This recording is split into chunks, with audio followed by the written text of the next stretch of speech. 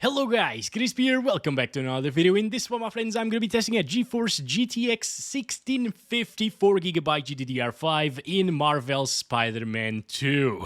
This game is very intensive and this is actually the minimum requirements GPU for it. If I scroll down here on Steam, you can see it asks for a GTX 1650. And by the way, this is for 720p very low with 30 FPS. Ouch. But let's go over the specs here. I am running it with the latest Nvidia drivers, and this one is the Gigabyte Mini ITX OC version of the card. I am not manually overclocking it, but it comes overclocked out of the box. You can see all of its specs here in Tech Power-Ups, GPU Z, and over on the left, I am pairing it with the i5 12600KF CPU overclocked to 5.1 GHz and 32 GB of DDR5 6000 megatransfers per second RAM in dual channel. Now, these specs are overkill for a GTX 1650, but they will allow us to reach 99% GPU utilization all of the time. So basically this way we are sure that we won't have any CPU bottlenecks whatsoever. Going over the settings, I am going to start at 1080p resolution, gonna disable anti-aliasing as well, and I am at the very low settings already. Can some of these go lower actually? Let's take a look. Okay, the traffic density one can actually go down to low instead of medium. This one can also go down to low.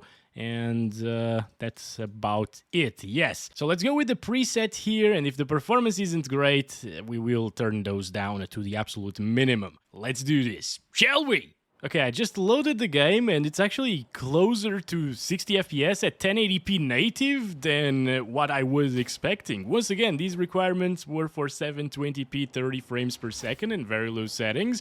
Maybe they've also taken the CPU requirements in mind when making the minimum requirements, and that's why. Because I believe an i3-8100, which is a 4-core, 4-threaded CPU, or the Ryzen 3 3100, massive stutter by the way, would probably make the game run at 30 FPS. So I'm glad at least to see that the GTX 1650 is capable of providing a 1080p experience in this one. It's not the best, obviously, and that frame time graph looks like an asthmatic hippo having a heart attack almost. But I mean, it's still a lot better than what I was expecting, and locking the FPS will actually make the frame time graph smoother, as I showed in other videos testing this game. It's just that it micro stutters way too much. This is with the latest update, by the way, that they've done today. And yeah, I don't know how they missed that frame time graph. It's absolutely ridiculous. They definitely need to fix that, okay?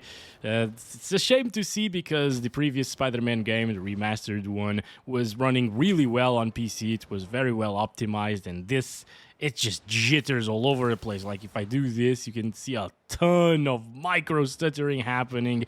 It makes 40 FPS feel like 20 FPS sometimes, actually. So pretty bad stuff. But again, there are a couple of fixes that you can do. One of them is lock the FPS to 30. Another one is switching some DLLs in the in-game files, but I think locking the FPS is a little bit easier, and most people will probably end up doing this until they fix the stuttering issues. And here, it's 30 FPS locked all of the time at 1080p low settings. Still has some frame time variation though, like the bigger stutters will still keep happening. But at least you don't see micro stuttering anymore. Although this feels really bad still to move around like this. Probably because it's 30 FPS, and for the past couple of weeks I've been testing the 5090 and 5080 GPUs. So going back to a 1650 at 30 frames per second, it just doesn't feel quite right, okay? But yeah, guys, if you want this experience, if you want to play this game with GTX 1650, and if you have a CPU strong enough to not bottleneck it, and you don't need a 12600K at 5.1 GHz for that, by the way, something like an i5 10400F should be enough, actually, to achieve 30 FPS locked at least. And yeah, it will actually work, surprisingly. I thought this was going to be a very short video, and I would test it at 1080p resolution, and then it wouldn't work, and 720p resolution would be around 30 FPS. But no, it actually works pretty decently. Anyways, guys, let's stop it right there for 1080p resolution, I guess, or maybe we should stick to 1080p resolution, actually, and just try medium settings, since it didn't drop from 30 FPS, right? So I'm restarting the game to fully apply it, of course, and the anti-aliasing, you know what? I hate TAA But I think it was way too aliased without it, so I'm just gonna enable TAA. This shouldn't really impact your FPS by too much, by the way.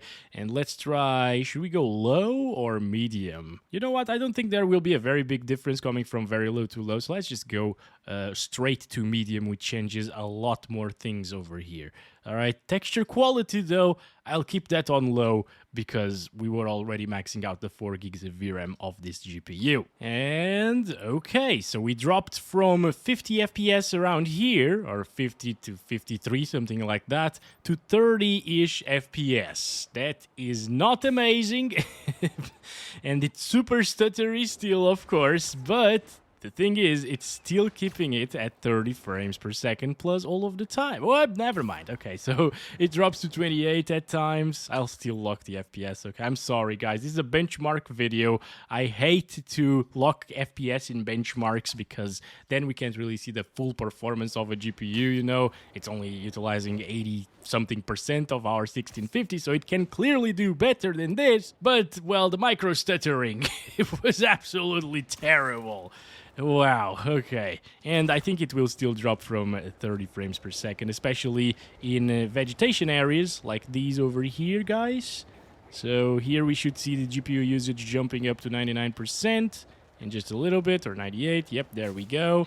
And things are not as smooth anymore because, well, it's reaching 20-something FPS. It's not hitting the cap that we set of 30 frames per second, and therefore it starts micro-stuttering like crazy again. Anyway, most of the time it will still give you 30 FPS locked, but it is not an amazing experience, so I'm not recommending this. Actually, if you have this GPU and you want to play this game, what I'd recommend is to wait until they actually fix it and make it a bit better, you know, because right now it's a pretty big mess, okay? Let's use FSR quality here, though. I'm gonna try that out. It's the first time that I'm using FSR quality, and obviously, oh my gosh. Okay, so this is FSR 3.1. I thought it was going to look a lot better than this, not gonna lie.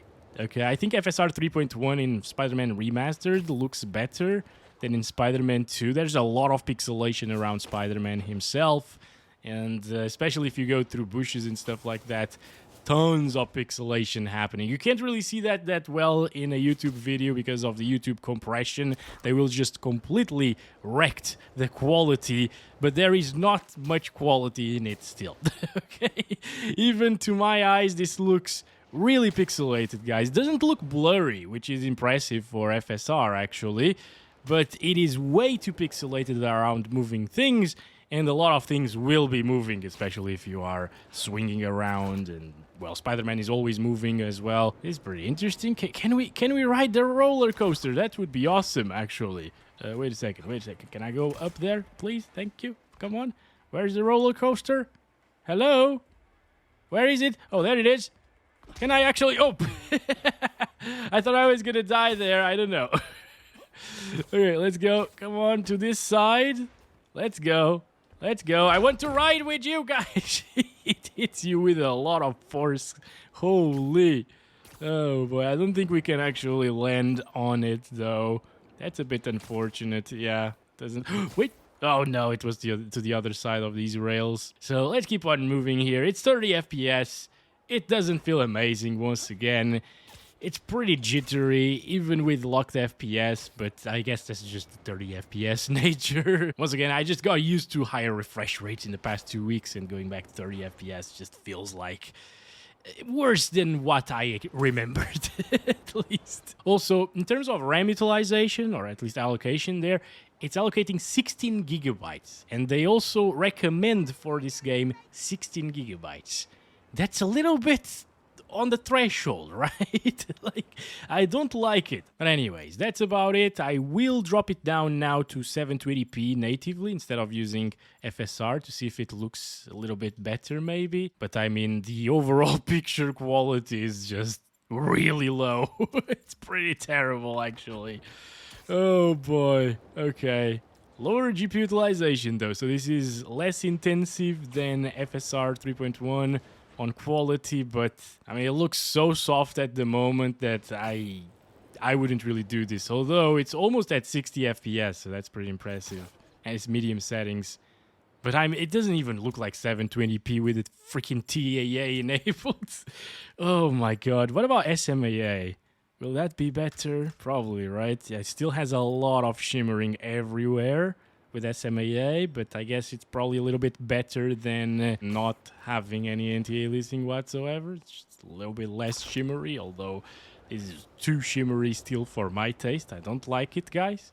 But hey, it gets 50 plus FPS apparently. At least here, let's see the vegetation areas, which are way more intensive, of course. Getting inside of the trees. Oh, okay. I thought it had crashed or something, but no. Yeah, 40s. So that's a lot more stable right now, guys. And we still have frame generation, although as usual with FG, I say if you don't have a 60 FPS baseline all of the time, don't enable FG because it will end up feeling worse than actually getting like 50 FPS or 40 FPS. But in this title, Frame Gen actually removes all of the issues that we had with that frame time graph. Look at that. It's smooth now, right? So in this particular title, you might be better off utilizing Frame Gen even if you can't get 60 FPS baseline all of the time.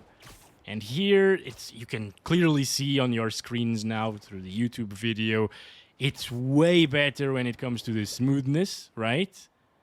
Some things are still not very smooth, like that icon over there feels like still running at the baseline FPS of like 40 or whatever.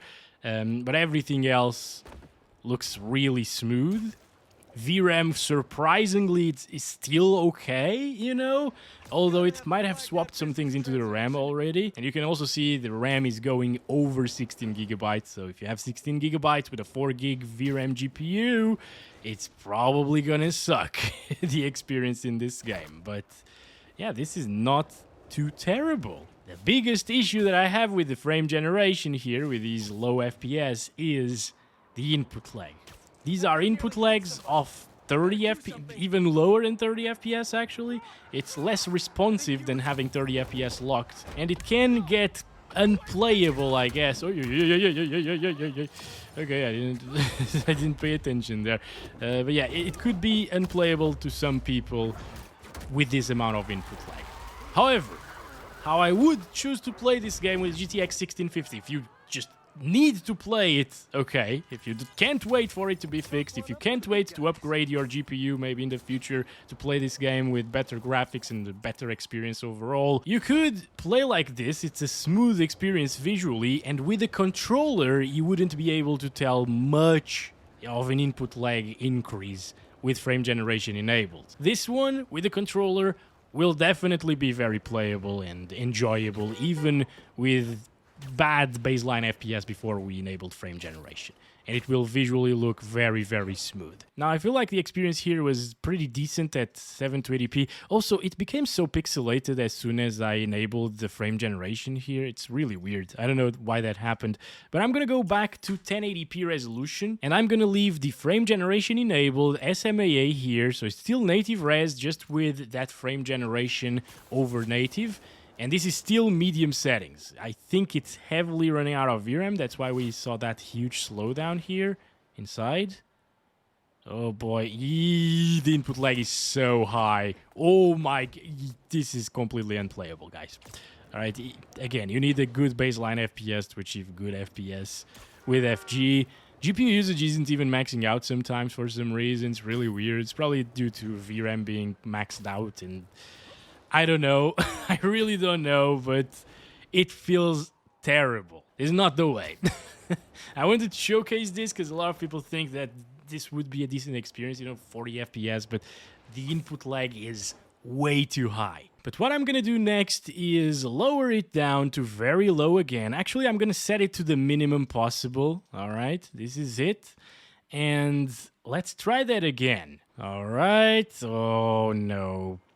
It's not that big of a difference, guys, in terms of FPS at 1080p resolution. So what we're seeing here is a bit of a limitation. Whenever you run out of VRAM and enable frame generation, FG doesn't really work all that well, and it doesn't double your FPS or get you a huge amount of more FPS. It's still getting us above 60 frames, of course, but sometimes it still drops into the 50s. It feels really jittery and stuttery still. It doesn't feel like 60 FPS right now because FG is not really working properly. We don't have VRAM for that. And I guess maybe 720p very low settings with frame gen might be a decent experience. I don't know. Let's try that out. Yeah, this is the smoothest it's going to get on a GTX 1650.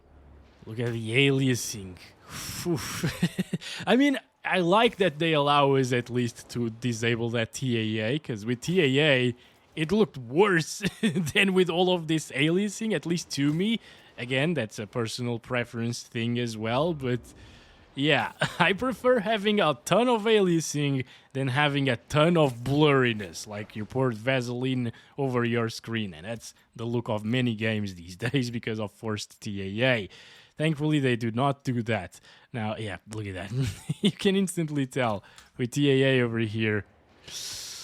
Maybe on a smaller monitor it would look okay, but I'm using a 27-inch monitor here, 1080p, and it looks pretty terrible with TAA enabled. And now, by the way, since the FPS are higher than they were with medium settings plus frame generation, since we are on very low settings plus frame generation, it feels a little bit better with mouse and keyboard as well. I can still feel a lot of input lag here, so it's not amazing, but it is a little bit better than it was on medium. I guess I could actually get used to this. Let's try other methods of anti-aliasing now. FSR 3.1 anti-aliasing. Yeah, that looks quite a bit better than TAA. That's a decent option right here, guys. All right. Not too bad. It still looks really pixelated in some areas, but most of the picture doesn't really have the aliasing that we were seeing before. So there's a bit of an improvement there by utilizing FSR native AA, and I thought it would be a lot more intensive, but no, we're getting around the same FPS, maybe slightly lower with that native AA enabled. I'm impressed now. I'm actually impressed at this. I would be able to play the game like this. Like 15-year-old me would be stoked with this experience, actually. Because I had a really terrible system back in those days. And I was playing games at like 30, 25 FPS, and I felt like 25 was actually playable, you know. Alright, not too bad. XeSS native AA is also giving us decent FPS, and it's looking a bit better again than TAA. Maybe slightly better as well than FSR native AA, but they're very, very similar. Around Spider-Man, I can still see a bit of pixelation happening. Very similar to what we saw with FSR native AA. So I guess with all of that said, that's been it for this video, right? There's not much else to test here, at least that would make the game playable and enjoyable, right? And yeah, stick to 720p if you want to utilize frame generation. At 1080p, stick to very low settings and no frame generation, because that will just get you way higher input lags, and it actually seemed like it was skipping some frames. It was still stuttery, you know. Thanks very much for watching this video. I hope you guys enjoyed it. Can't wait to go back to higher-end GPUs after seeing this. But yeah, I hope it was entertaining to watch to some of you, and I'll catch you in the next one very soon. As always, love you all. Bye-bye.